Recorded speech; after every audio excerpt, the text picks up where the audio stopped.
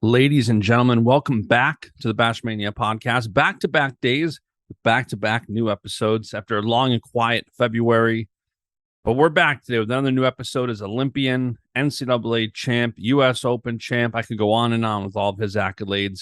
But Jordan Oliver is back on the show today to talk about his transition into MMA and his signing with Bellator this week, which means a retirement from wrestling. Kind of. Listen to the whole show until the end to hear exactly why I'm saying kind of.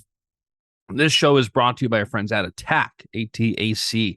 Attack is here to help you level up.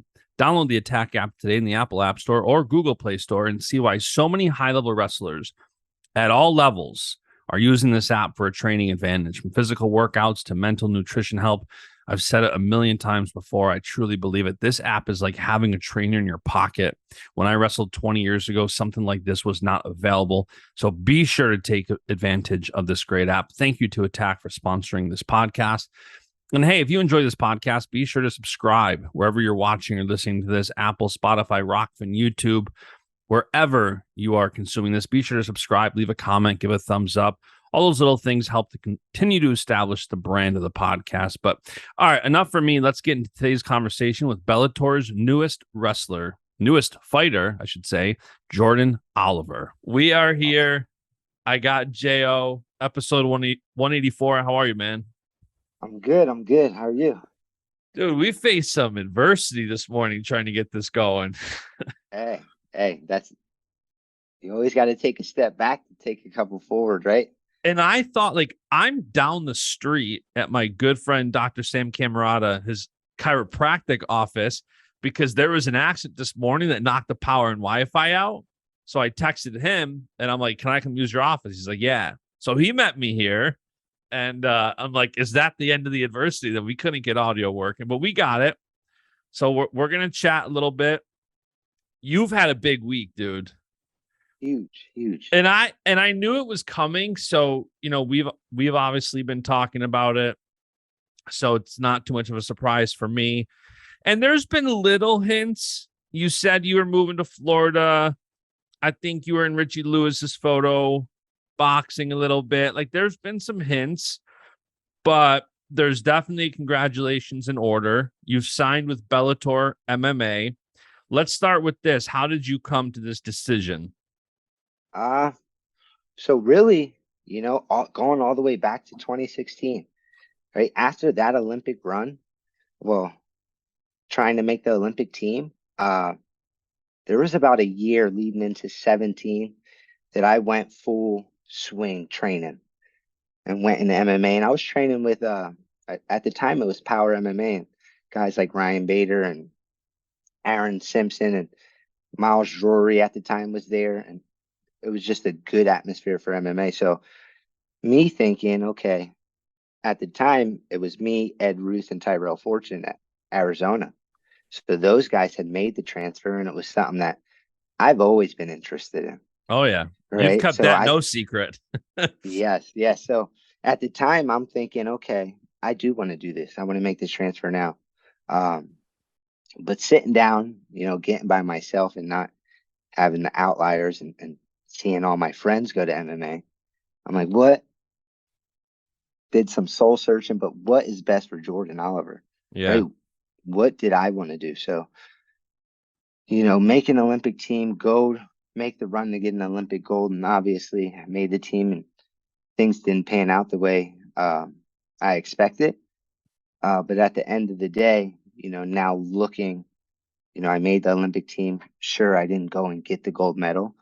But I think at this point in time in my life, it is something that I am very interested in and been wanting to do for years. And now that I have the opportunity, and, I have you have one life, right? Yeah. And you got to live it, right? So obviously, in the long run, I love coaching. I love wrestling, right? I'm still going to compete and wrestle every day and keep getting better.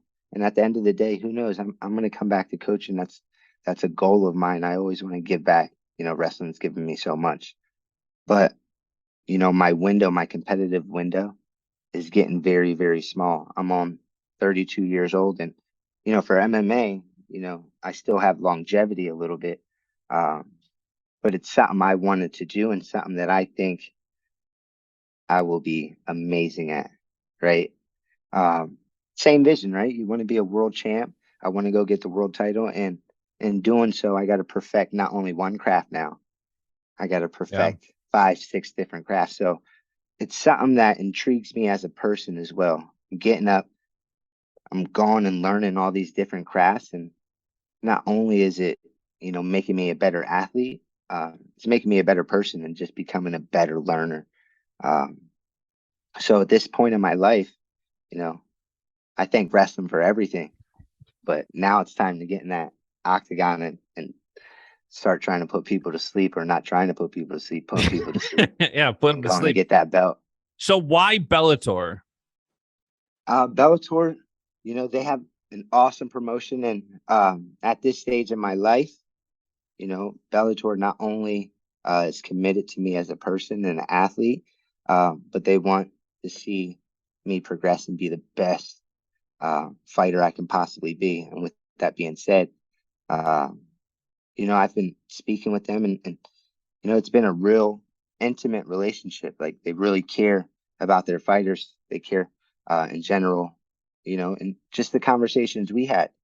Um, so for me, Bellator is an amazing choice. It's an amazing company, but it's second to none, right? And people make the debate, and you have UFC and Bellator, but Bellator has given me the opportunity, but also I believe is gonna, help me flourish to be the best fighter I can possibly be. Does this mean, I don't even want to ask this question, Jordan. Does this mean now that you're focused on MMA, you're not going to be entering any world team trials, Olympic team trials? And are you certain on that? Pretty certain. I'm Shoot. pretty certain. So wrestling for me right now, um, like I said, it's my first love, and Yep. I'll always have wrestling in heart. And obviously, it's made me into the person I am, and going to help me later on in my career with MMA, and later down the road, whether it's coaching or just that connection that you have to wrestling, all of the opportunities, the people you get to meet. Wrestling's one big family. So Yep. um, I'll be at the U.S. Open in the trials as a spectator. Right? We will not be competing, and it's sad to say. And who knows? Maybe later down the road, I get the itch and want to jump back in, and there'll be opportunities for me to do event matches and things like that. Love to do. And if push come to shove, and I think I'm ready and I can still go and compete and win, which I know I can. Uh, I'll jump in and make some noise like always. And training MMA, to be honest, we're going back to 2016. I really wasn't successful on the international scene, right? Until 2017. And I've always been in the mix, number 2 for longevity. And then 2017 is when I really broke through. Um, and it wasn't a coincidence. It Yeah. was from me training MMA and then bringing the things that I was learning from MMA, the spacing and just different techniques, into wrestling, and it really, projected my wrestling to where it's at. Um, and there's different fears, right? MMA, you're getting punched, kicked, choked, right? And then you move back to wrestling, and it almost takes the whole, you know, vision of and fear away, right? You're like, what can this guy do to me? He's gonna grab my leg, he's gonna grab my head. But after doing MMA, you're like, this guy can't punch me, choke me, anything. Okay, let's get a little comfortable, right? And that's, over the years, you see me starting to get more comfortable. I'm better with my spacing, but MMA really helped my wrestling. Um, Dude, and I I think think that you're seeing that more and more. Not to cut you off, but like you're seeing guys like Roman Bravo Young train with MMA guys. You're seeing Bo Nichols start American Top Team in State College. Those guys are rolling around. Like, you're seeing it more and more, where I think as MMA becomes the juggernaut it is, I think we're going to see wrestlers younger and younger doing what you did in 2016, 2017. start incorporating MMA into wrestling training. You have to. You have to. I think the endurance, the conditioning, and just, the freshness on the mind of a new learning different techniques. In the aspect, you're still working out. You're still being sharp with your mind and being mindful of positions and techniques, Yep. right? And in a sense, you're training your mind. When you go and run, when you go and weight lift and you do some things, and even coaches putting you through conditioning, right? Sometimes as a wrestler, after you do them, you're like, what? Why do we just do 100 sprints? I'm not going to be sprinting, Right. right? But then you start seeing the correlations and how it helps, right? So I I love to see all these younger guys. You see the Bassett's and who's the Cornell. Cornell, well, he had committed to Cornell. His brother was there. Pennsylvania guy, Gibson. Gibson. You see Yeah. him and you see all these guys. I'm telling you, it helps with just the conditioning, and also, like I said, it takes the fear away. Uh, but then you see guys like Jason Off who are just absolute aliens when they get on the mat, and you see him doing jujitsu holds and getting, using it in wrestling, getting back points. Same with Roman, Yep. right? So, it's great to see, right? It's only going to help the sport and working side to side with MMA as well, and growing. With that being said, let's not snag all of our great wrestlers and pull them into MMA, but there's a high ceiling there. It is. And, you mentioned that you're 32 years old and the longevity of your career and what could be. And it's funny because, I'm thinking about this weekend. You got John Jones at UFC 285. He's 35 years old and he's like coming out of retirement for a fight. It's crazy. And so initially, before this, I was thinking, my question was, how hard is it to announce your retirement from wrestling the year before an Olympic year? Most of the times you see big retirements from guys like you. It's, I'm going to go one more year. And then next April, next August, I'm done. But like you said, you're already 32 years old. So I'm assuming that that edge of it being hard to announce retirement with one more year to go before the Olympics, it's like, dude, I'm 32. If I'm going to take my shot, I got to take my shot. Right. And don't get me wrong, it's still, it's always going to weigh, right? You Yep. always got the what ifs. And I'm still a top competitor, but that being said, this is something that I've wanted to do, right? And not saying that wrestling isn't my love and woke me up every morning to go crack away, right? But having this transition to MMA and going through the process and getting ready, dude, I'm up and I'm ready, trying to work out 3, 4 times a day. And it's crazy because it's the fighting style, right? And you're like, it got to be harder on your body. It's the opposite. It's easy. So you're not in a stance all practice, bent over, right? So standing, it's great. Um, it's something that I believe I was born and meant to do.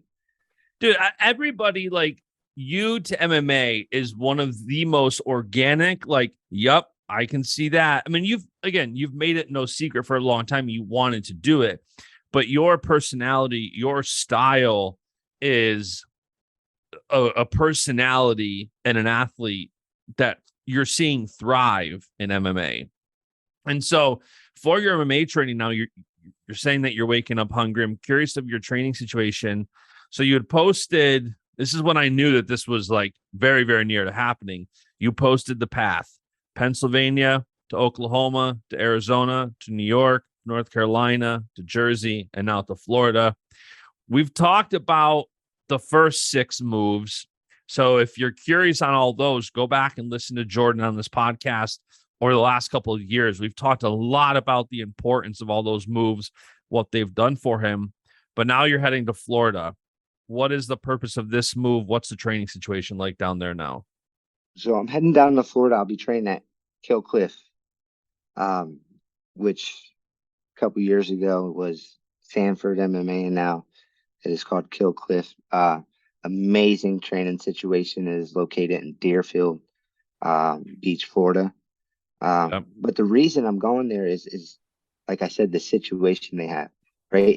It's the setup they have is it's a true professional um, managed facility, right? You don't have just anybody coming into the gym, right? To Yep. be in that gym, you have to be invited, and you have to be a part of the gym. There's kind of no memberships and things like that. But on top of it, uh, it's not even about that.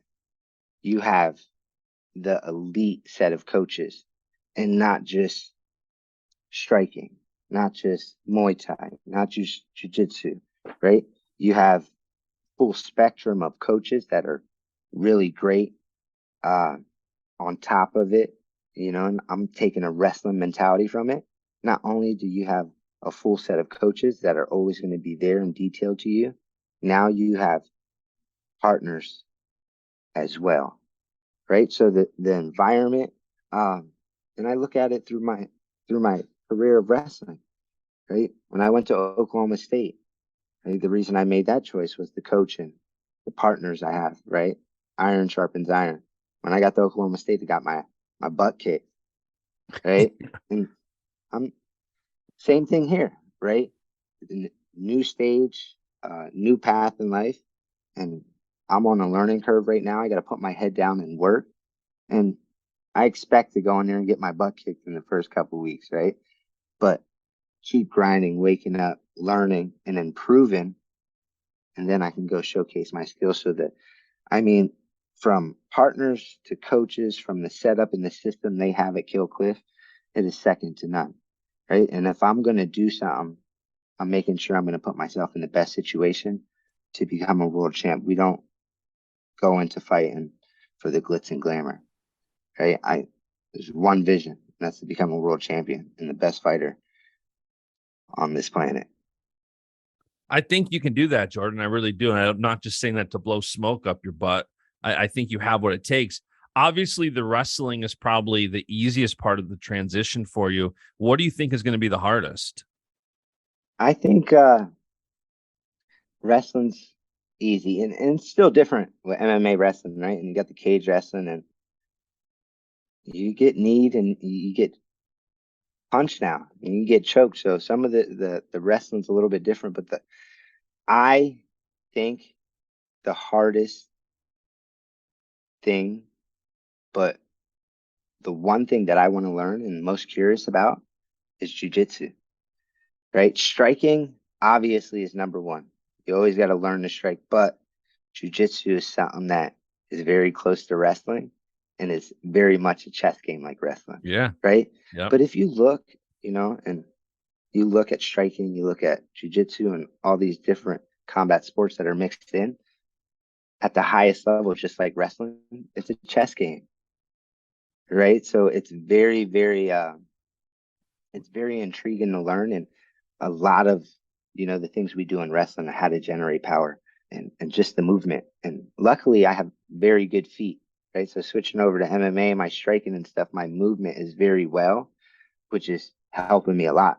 But the hardest thing I think, obviously, I want to learn jujitsu is just going to be comfortable, just as in wrestling, to be comfortable in exchanges with striking, Yeah. right? And That's a also big be one. very, very crisp in your technique. I'm a perfectionist. I was a perfectionist in wrestling of knowing my setups to the different reads and the different options I had for my takedowns. Same thing goes with fighting, right? So I'm trying to perfect and make everything perfect, but like I always said, you're never going to reach perfection. You reach greatness. So really for me, it's getting very, very comfortable in striking, but not just striking. It's the exchanges and being comfortable and seeing things, right? The reads. And that takes time, right? Just as in wrestling, when you go out, you have high anxiety, high tension. Sometimes you fake on a guy and he's like, whoa. And it's just Yeah. like this crazy reaction. And you're like, oh my goodness, right?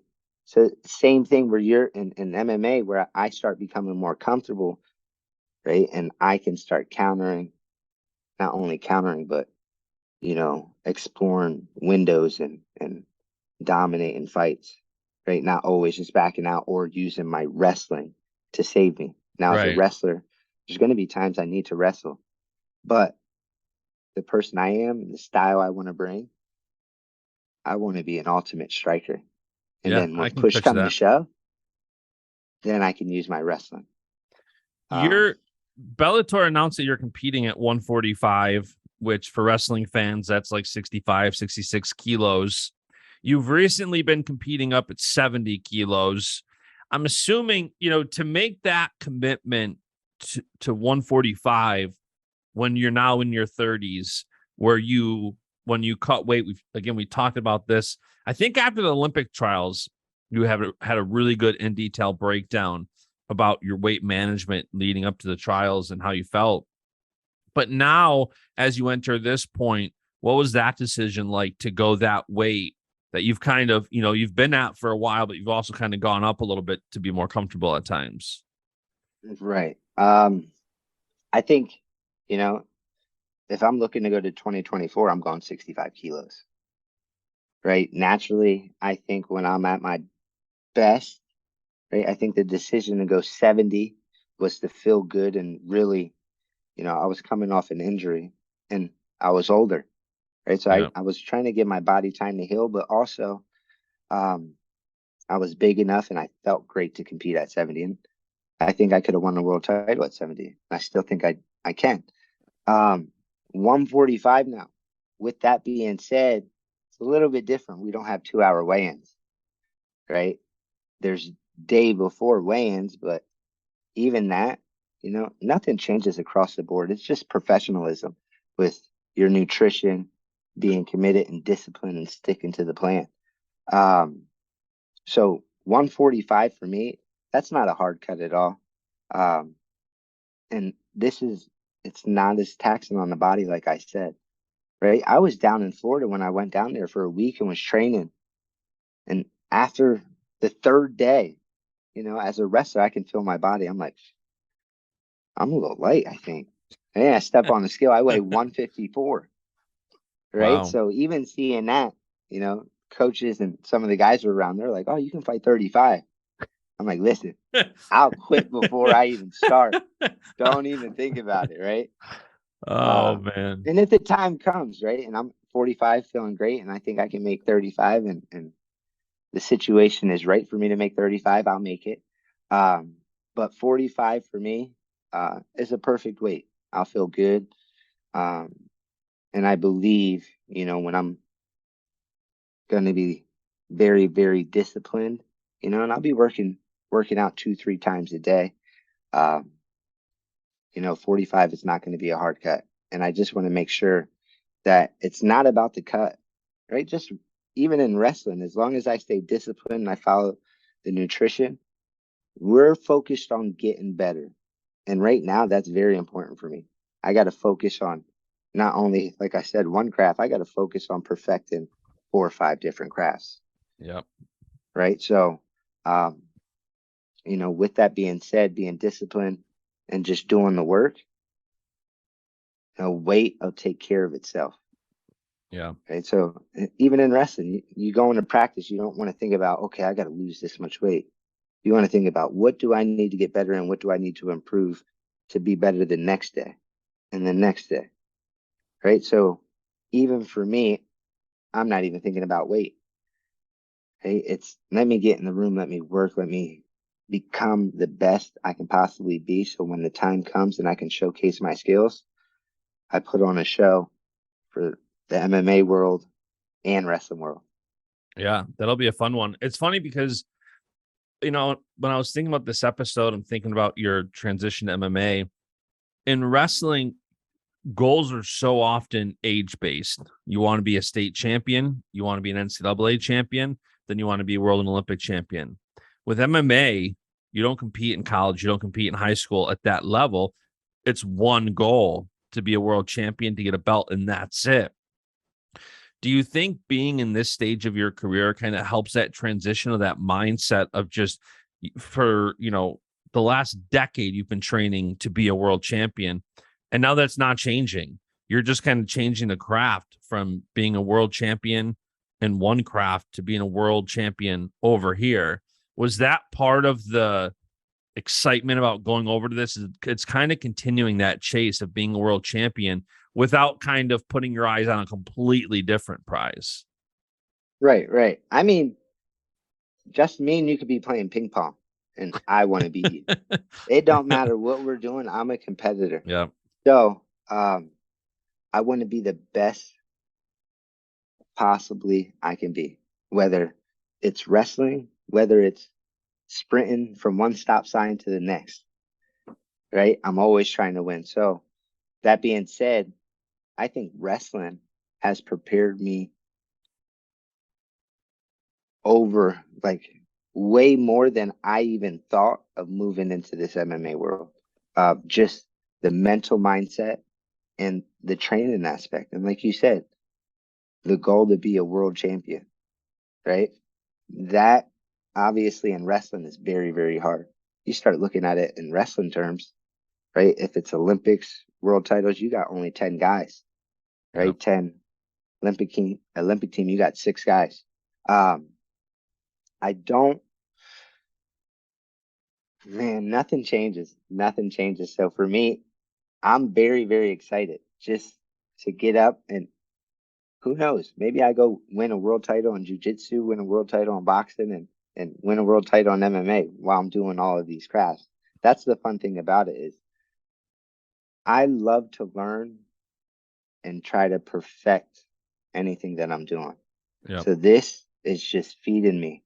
But coming from wrestling and just having that mental mindset and, you know, the grueling workouts, the weight cuts, and, you know, years when I was in college before all of this new science and nutrition stuff came into play, it was more of it was always mentality, Yep. right? It don't matter how you feel. Nobody cares how you feel. They just care if you win or lose, right? I think that mentality um, is going to take me to a world title. When you talk about world championships, I was looking at it this morning because I was curious. At featherweight, the Bellator champ is Patricio Pitbull. He's had the belt for 2,312 days since 2014. So he won the belt, won it back 3 times. Bellator 123, 178, and 277. I say all this because it puts it into perspective that you're now going to be stepping into the octagon, to the cage, with guys who have only been doing fighting for the last decade plus. And you're coming from a background of one of those aspects that MMA needs, which is wrestling. Do you feel like even though you're starting MMA professionally now, you're at a disadvantage because these guys have been fighting professionally? Or do you look at it as kind of a level playing field because you are so skilled in wrestling? Uh, to be honest, I look at it as a disadvantage, right? And that's just coming from the rest of the mindset of Coach Smith, right? Coach John Smith, expect the unexpected. Put yourself in the worst possible situation and find a way out of it, right? So moving over, and this is how I think about it, like, and taking a step back and looking at all the wrestlers that transition into MMA, right? It's almost, it's very humbling because yes, you have the credentials and you're considered an alpha male when you come from the sport of wrestling, Mm-hmm. right?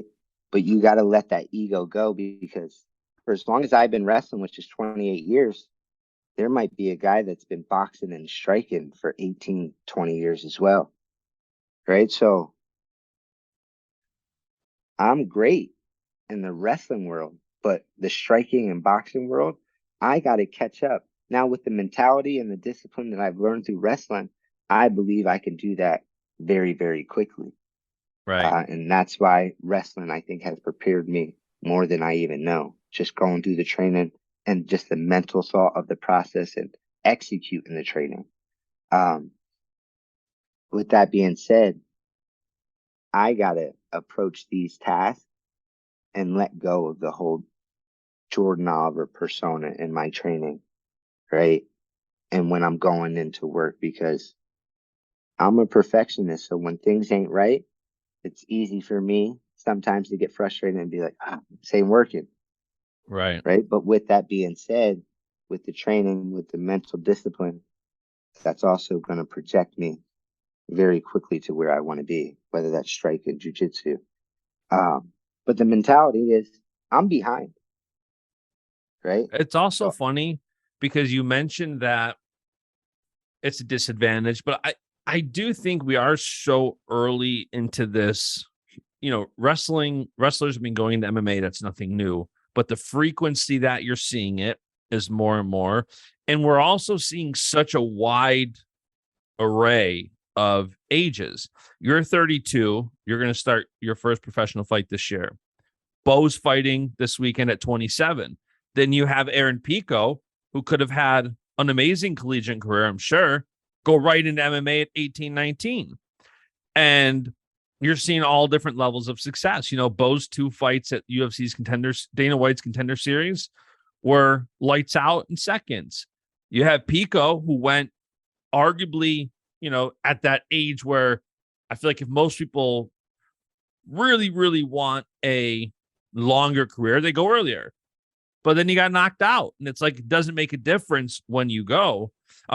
Real quick too, by the way, since we're talking about Bo, your official prediction for Bo's fight tomorrow night. to be honest, I think Bo gets a submission first round.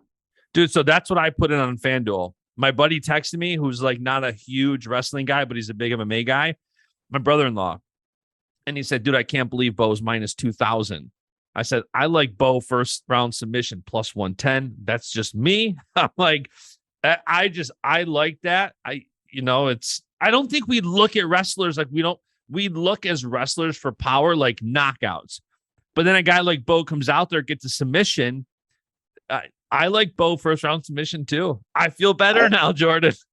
I like that. And I think Bo is very, very confident. Number one thing you need to be, right? Very, very confident.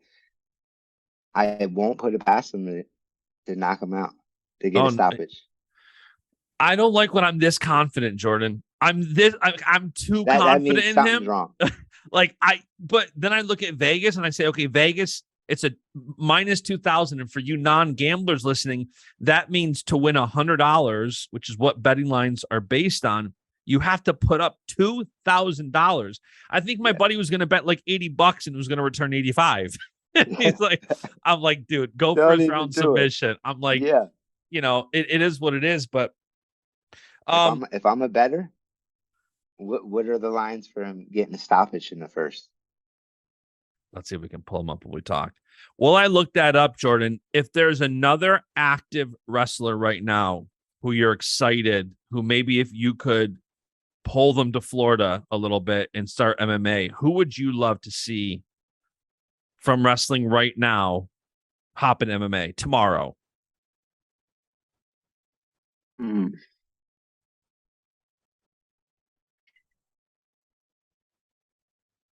I'm going to go through the list. I would. Roman pops into my head right away. That's a given. Yeah. I want to see Roman. I think Roman's already doing it. So yeah, Roman to me is already making the transition. Bo by stoppage first round plus 350. I like that. So you bet 100 to win 350. You almost put a little you almost sprinkle a little bit on first round submission and the stoppage. Oh, it's a win-win. And the thing is to be honest, Bo is Bo's kind of programming it, right? He's like, hey, this guy's gonna worry about my wrestling, and he's gonna drop them hands, and I'm gonna clip him, right? But even if you're seeing the progression of the fight, say that happens, Bo's wrestling him, trying to get a submission, dude works back up. I think Bo is possibly due for a first round stoppage. Dude, I think that first fight where he had that knockout was just brutal. It looked like he'd been doing this for 10 years. I mean, it's just, and that's how I look at like your MMA career. And like this podcast is not an MMA podcast. I don't follow MMA a lot at all. but I like following my guys in MMA. Like Right. I told Becca, my wife, I'm like, dude, not dude, but like I don't really order that many fights. We're getting tonight or tomorrow night's fight. Like we're getting this pay-per-view, and like watching you guys is what makes it fun. I think you're gonna have that same path. So who is your guy, since Roman's a given? Who would you say? To be honest, I would like to see Keegan O'Toole. Okay. I think O'Toole is a guy that goes out and puts it on the line and would be a freaking amazing fighter, right? Just his mindset of going out and seeing his interview after he wrestled Carr, right? And that's another guy I would love to see over in Yeah. MMA, right? And there's a bunch of guys that I think that would do awesome.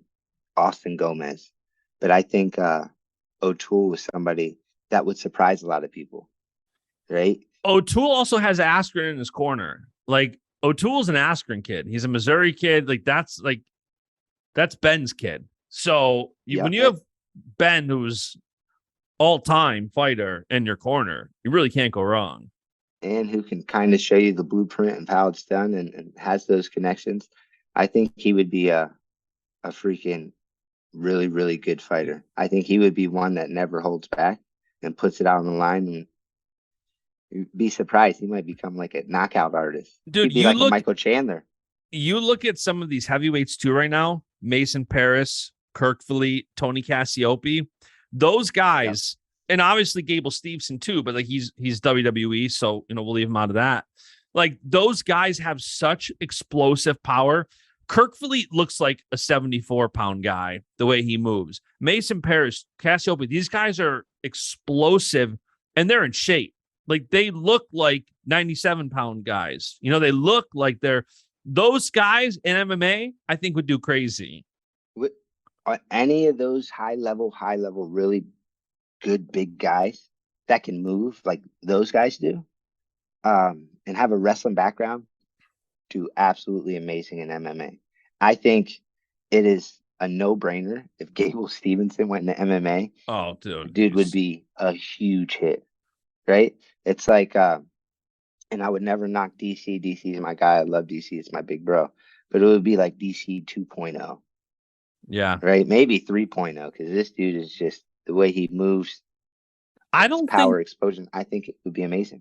I don't think there's a guy who we can look at as a favorite to win on a Saturday night in March at NCAA's that wouldn't necessarily at least give you hopium for how they're going to compete if they were to go MMA. Like if you start looking at the favorites, Spencer Lee, Roman Bravo Young, Yanni, you start looking at these guys, Real Woods, like you start looking at these guys, it's like, okay, top contender.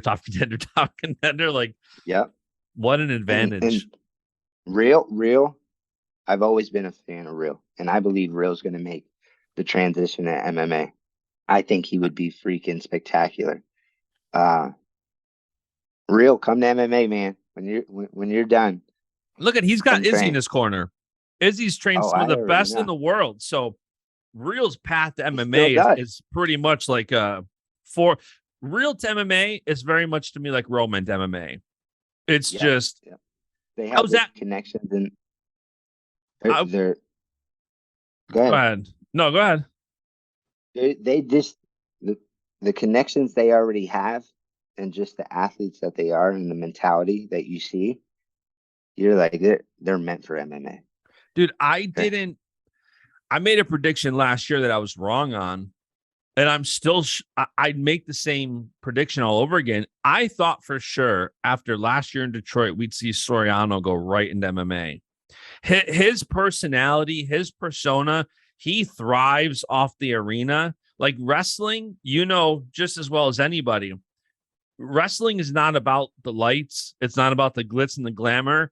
We got guys, some of the best in the world, Gilman, Snyder, Joey McKenna, competing in a gym in Bulgaria right now, not even getting any coverage, very, very little attention. You got to go try to find the Bulgaria Federation YouTube to find a link. It ain't easy. You're not doing it. So if you do thrive in the high pressure, the lights are on situations, like I think Soriano has always done.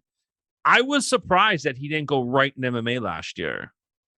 I think he's planning to do it. Just knowing the person Nick is and his mentality, I believe he thinks and has the ability he should be Yeah. the Olympian and Olympic gold medalist.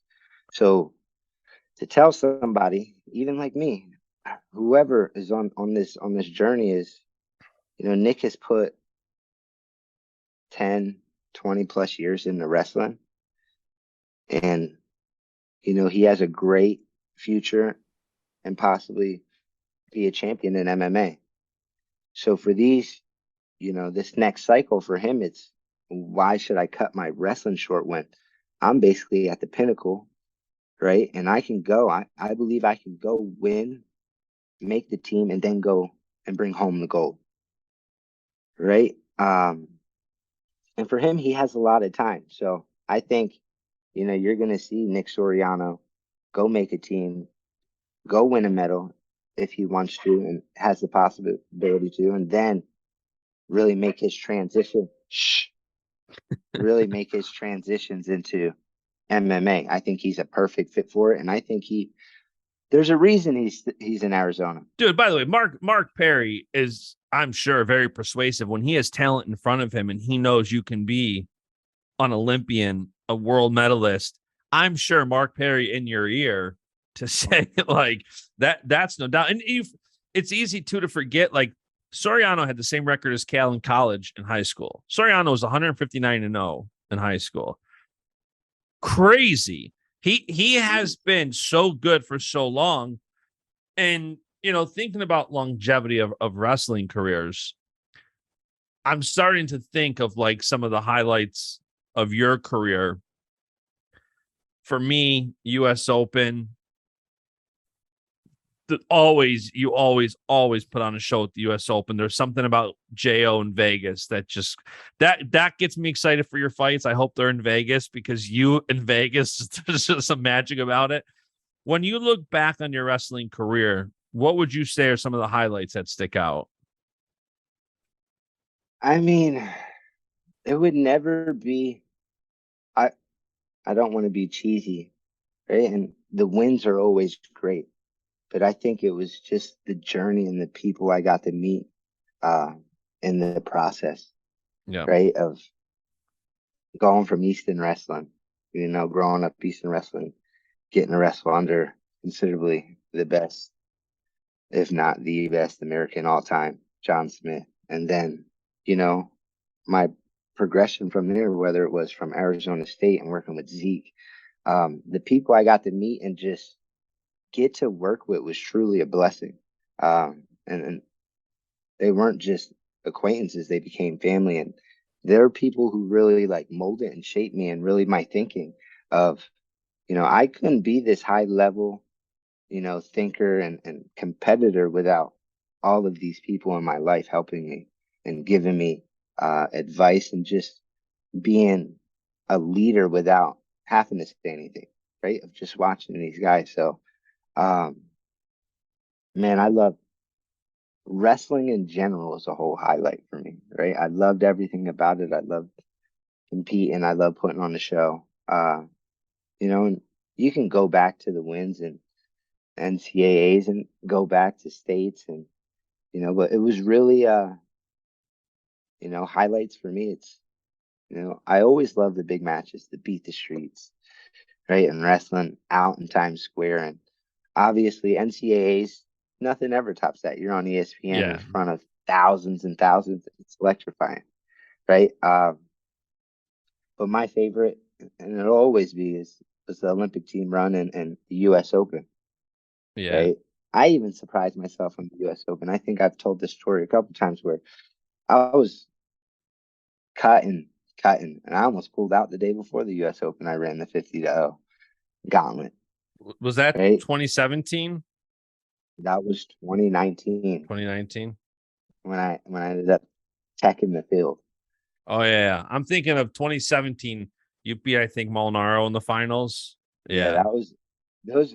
Hey, any of those of just, all of those tournaments and going through those competitions were highlights. I don't think people understand. And back in the day, I was wrestling. My first round was Callan Russell, Frank Molinaro, Jason Chamberlain, Jimmy Kennedy, Logan Stever, right? And then once you get through all of them, and you have other guys in the bracket with Chase Pamian, then you had to wrestle Fresh Metcalf. And you're like, those, even though I didn't win them, those are memories that I cherish. The battles, the going, wrestling, the very, very best every single match, right? Being able to put myself in position not to battle test myself, but I'm wrestling other national champs, other world champions, right? Mhm. I loved every single part about that. I loved the hype.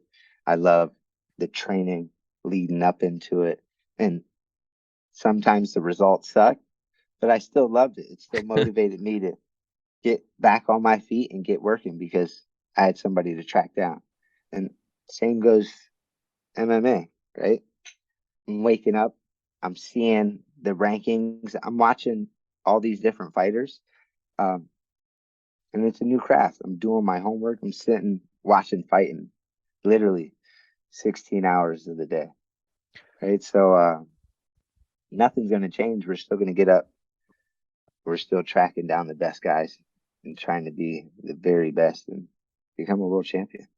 Selfishly, what I don't like about you retiring now is I'm a sap, and I don't like you not having the moment of leaving your shoes on the mat. I feel like that would choke me up. That I can we get like an exhibition match, or can we do something like maybe honorary 11th match next in a couple of weeks in NCAA is like Hey, I would love to do an event match. And to me, I I get it, leaving the competition part of wrestling, but I don't know if I'll ever put my shoes on the mat because I'm always going to be part of wrestling. I'm always going to be involved. So for me to say I'm going to retire and walk away from wrestling, I would be lying to myself. I still wake up and I'm like, hey, I'm off.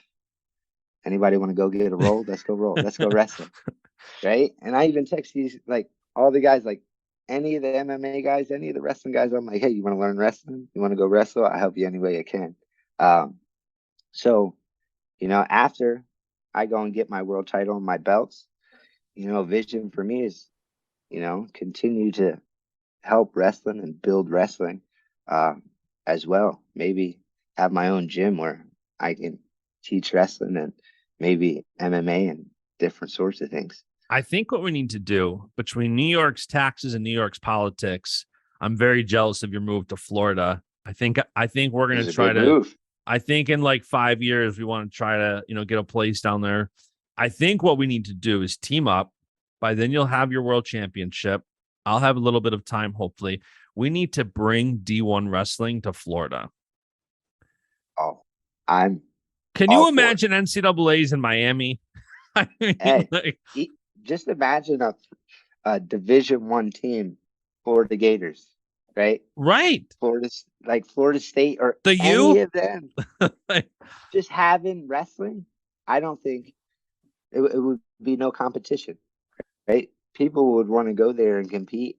Nice weather. It's almost like Arizona State. You're like, oh, they got good coaches. I'm definitely there. like imagine the recovery in Florida, the vitamin D. Like you hear people like they talk about the importance of sun and how that's helped him in his career. And bro, he's in Ithaca, New York. I live 2 hours away from that. It's sunny here 30 days a year. Like, Right, right. what could that do He for you in Florida? and he Kyle, sometimes when there ain't sun, he still says there's sun. And he's outside. You're like, I don't see it, but Kyle, Kyle knows his stuff, so I never question him. Never question him. For me, the weather is everything, even in Arizona. I mean, the worst possible thing could possibly happen, and you still wake up and you see the sun and nice weather, and it just changes your mood. You're like, oh, everything's all right. Everything will be all right. But just having that great weather, right? And I can train 365 days out of the year outside, right? And great atmosphere and just like you said, the recovery of the vitamin D. But when you're in an environment like that, like great weather, it almost changes your mindset of how you eat and the lifestyle you Oh live. yeah. Dude, when it's 20 And degrees here and my wife's like, should we make chili? Sure. Want to throw a rack of ribs on the grill? Sure. Like, but when you're in Florida, it's like, yeah, I wouldn't mind a salad with some ahi tuna. Like, yup, give me some fruit, fresh fruit cut up, it's like and go catch some rays. I see some of these people in California that have like the indoor outdoor gyms where it's like you have like I've got the backyard now where if the weather was nice, I could be doing some stuff. And in the summer, probably put a rower out there, do some stuff. But it is crazy too. Talking Olympic trials got me thinking. I remember in 2020, I made a post about how you and Burroughs, you guys were the only ones from the 2012 Olympics at the 2020 Olympic trials. And now Jordan is going to be the Lone Ranger at the 2024.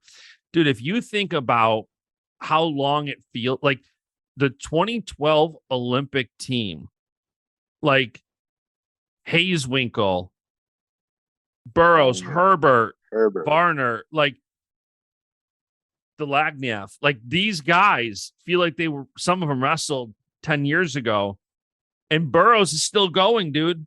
It's crazy. And like you and him, I was hoping you'd both make it 4, but man, that's crazy, dude. Jordan MMA would be fun. I know he won't do it. I know he doesn't want to do it, but he would be amazing. Amazing. And he pokes at it. I think if time ever came and Jordan got offered a fight and he was training, I think Jordan would do it. It's something we've talked about, and he's said he's been interested in yeah, of doing one fight. he's always like kind of held it in his pocket, like maybe I'd take one fight if the situation was right, money was right, everything. Like he doesn't completely shut the door on that. Right. And you see he does little posts where he's in gyms and he's working with some of these guys, and you're like, oh, that's Yeah. jujitsu and that's MMA. What are you getting at here, Jordan? Right. And it's funny because he's like, oh, I don't want to be punched. Right. I don't want to get hit in the face. But I'm like, Jordan, in the first 20 seconds of your batches, you have 2 split eyes from trying to double guys off the bat. Right. Eye split, heads wrapped. Your ear exploded, wrapped it up. Other eye split, whatever it might be. I don't know if it could get even any worse from all the doubles and all of the things that you've taken shooting double legs. No, I think the risk to like break something seems higher in it seems higher in MMA that like you might break a leg, you might have a freak injury. But as far as the brutality of like the strikes and the kicks, you're right. Like those clubs, those Iranians and Russians that like basically try to beat the hell out of him in 45 seconds until the ref says stop. Like you said, like Jordan's not Jordan until his head's wrapped and his socks pulled up. And by then, he's like, dude, okay, you look like you went through an MMA fight. Right. Yeah, it's already a fight. And hey, one thing that you don't have to worry about is the eye pokes. They're like, hey, you can't get eye pokes. You're getting in trouble with eye pokes there, bub. Right? So come on over. But, Jordan's a true warrior. Right? What do you think? His mentality. And there's none like it. Jordan. He's like, we've been friends and he's been a client of mine. We've been at each other's weddings. Like I know him pretty good. And I know you do too. Like seeing Jordan off the mat makes everything on the mat make so much more sense. Yep. He's the true package of a true competitor. And just his mentality, he competes in everything.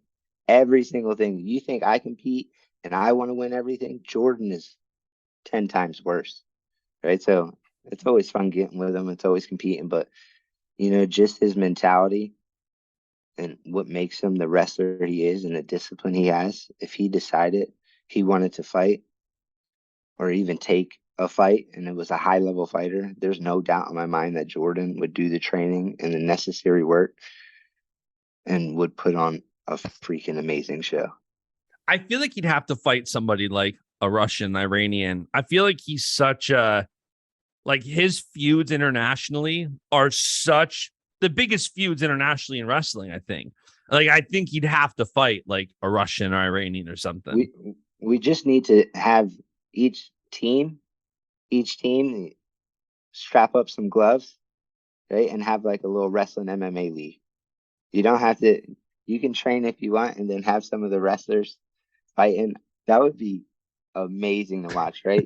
You match some wrestlers up that have just like, imagine that wrestling went and put on a freaking Jordan Burroughs versus Kyle Dake Be in amazing. the MMA world, right? You let them wear shin guards, you let them wear gloves, maybe a headpiece.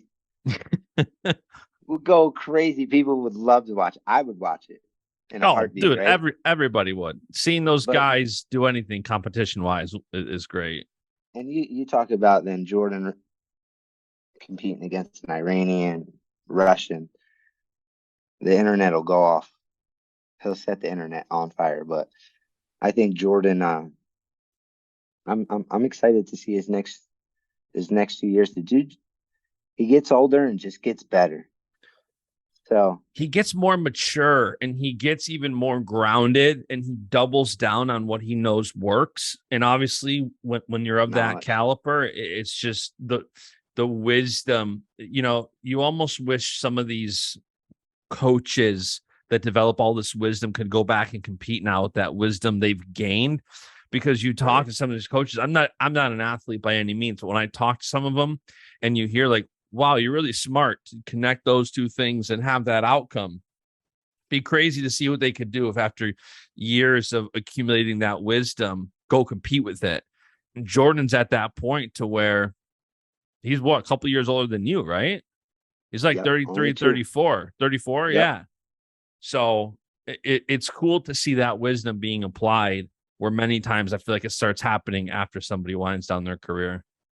Yep. Yep. And that's one thing Jordan always did. He always capitalized. When some guys come back and they have downtime, Jordan never let his downtime take him steps back, Mm-hmm. right? Even after he wins a world title or even lose, whatever it might be, Jordan the next day, if he's having his one GMO meal he's allowed to have a year, right? He is immediately back on track and freaking, okay, what can I do today to make me a little bit better? Right. And it's just the pennies he's putting in the bank, right? That week that guys took off, Jordan might have took off the mat, but his mind and the way he's working and the things he wants to get accomplished, he's still working on in his mind and putting a plan together. You want to say there's downtime, but for him, this is life. That's his downtime. He loves to do this. Yeah. And Right. So you've said it before on this podcast and older interviews where it's like the things you do 6 months, 5 months, 4 months before competition plays such a heavy role. The things you're doing in December, January play a big role in how you compete in April. yep. And guys like you have kind of taught me that, like those little things that matter, that don't matter whatsoever today in the grand scheme of things in your mind, do matter. And it's crazy. And he's been doing that for a decade plus. 2011 at the Right? highest level, you're like, what can you possibly get better in? Like, what can you do to improve yourself? And somehow Jordan comes back and shocks the world again. And you're like, he just for 11 years, it's impressive. For 11 years, he has been completely on an uphill projection Yeah, of what it's he's doing. crazy. And people can be even the losses, Jordan was better, Yeah. right? He's been constantly getting better. And I know just as a person, as a competitor, when you feel that and you see that, why walk away? You're still the best and you're still getting better. If there comes a point in time where you're getting better and you can't win anymore, okay. But Jordan continually gets better and is still winning. Yeah. He's an alien. Yeah. He's an No, alien. that's a good way to put it. All right, Jordan, I'm going to let you go. I know you got a lot to do. This was a great conversation. I think I'm going to have to title it like Jordan Oliver announces retirement from wrestling, kind of, because Hey, you're announcing a retirement from wrestling competition to parlay the wrestling aspect into MMA, and you're not done with the sport of wrestling. So I think this episode is going to be titled Jordan Oliver announces retirement from wrestling, kind of. awesome. All right, Jordan, let's we're going to get on the horn later because we got to talk about, I mean, that beautiful website we built you. We're going to have to make some MMA updates Yes. now, and we've got some fun ahead of us for that. But we got time because you don't know exactly when you're fighting, right? You just know before the end of the year. So, I mean, there's dates that we're looking at. There's cards in June, July, August. Uh, but right now, I'm literally about to finish my packing and hop in the car and drive to Florida. Oof. So we got a 24-hour drive ahead, and as soon as I touch down, it's get to work, and really then when we see like my progression, Yep. uh, then we'll really make a educated, guess on what card we want to be on. Me being a competitor, I'm like, hey, I'll get on the first card, right? But I love that you about know, you. patience. It's patience, and I got to build. So I got a good team behind me, with the Mag agency and Kill Cliff, and just my connections through wrestling. Speaking with Daniel, and I've been speaking with Cejudo all the time. Um, that really are helping me navigate these waters and put a plan together to make sure um, not that I'm only successful, but I'm very, very polished and the best fighter I can possibly be when I step in that octagon. I love it, man. I'm looking forward to it. Thank you for hopping on the podcast today. I know you're getting pulled in a million different directions. Everybody wants to talk to JO right now. So thank you. I'm excited for your future. I'm grateful that with guys like you, I'm kind of on the inside. I get to like help you, work with you on the brand side and do fun things. Guys like you and Burroughs, it's so fun to be fans of, because then when you also get to work, you're invested that much more, and you get to like you take like even more pride in the victories. It's fun.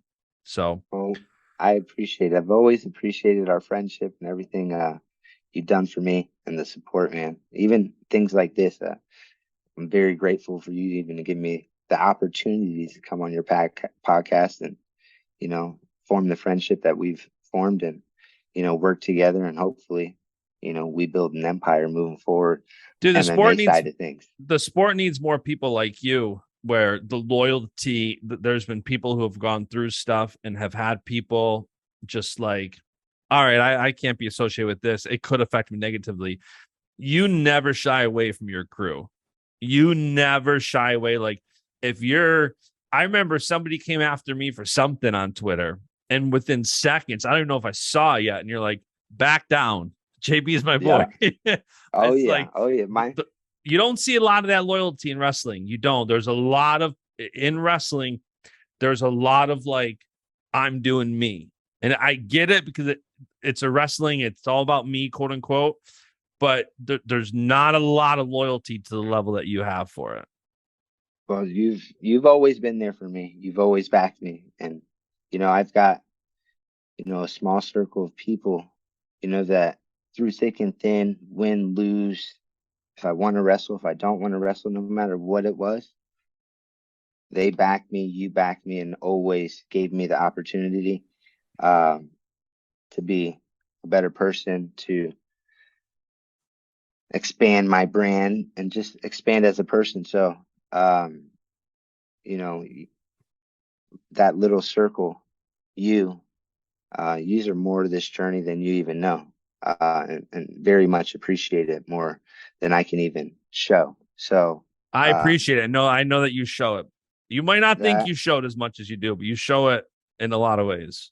that means a lot. So I try to stay loyal to the ones that have been loyal to me through the start to the finish, no matter what happened. And I've always appreciated that, and that's how I've always been brought up. So again, I've always say to you, you're the man. I appreciate everything you do, and thank you. I And appreciate you, Jo. I appreciate the time you let me come on the podcast and talk some MMA on a wrestling based podcast, but we're going to change that up and get an MMA base here soon too as well. Baschamania MMA version 2.0. I love it. All right, Jo, I will talk to you in a little bit, man. Have a great day. Sounds good. You as well. Awesome. Buddy. See ya. And the beat goes on.